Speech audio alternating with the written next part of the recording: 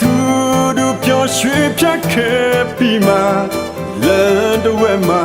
မုန်တိုင်းကြမ်းတွေလေးဆန်းရေဆန်းကြုံလာတော့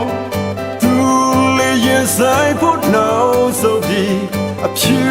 ရောက်မဟုတ်တော့သူအချစ်တွေကိုသိလိုက်ပြီးဒိမ်မလာရဲ့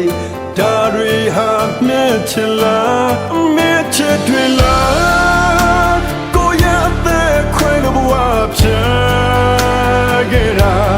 လို့တော့ချင်လားမပေးခဲ့တဲ့ကိုယ်အတွက်ချစ်ဟာချစ်ကွယ်ခြင်းအမေကြောင့်ငါယူအကောင်းဆုံးအချစ်ပေးတော်လေယုံကြည်သောအချစ်ဟာမာယာ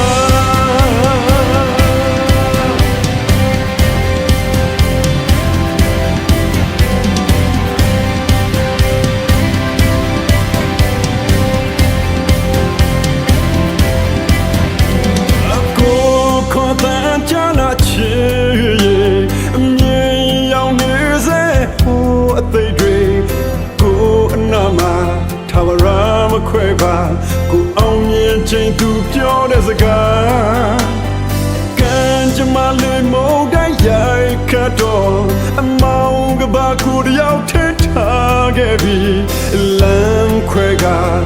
ရဲ့ဆက်ပြီးကိုကြောက်ရှုံးချိန်သူလေးထွက်သွားအမေချစ်တွေလားကိုရဲ့အသက်ခွဲလို့ဘဝဖြတ်ခဲ့တာလို့တော့ချစ်လားချစ်ဟာချစ်ကွယ်ခြင်းအမင်းကြောင့်ငါယူအကောင်းဆုံးအချစ်ပေးတော်လေယုံကြည်သောအချစ်ဟာမာ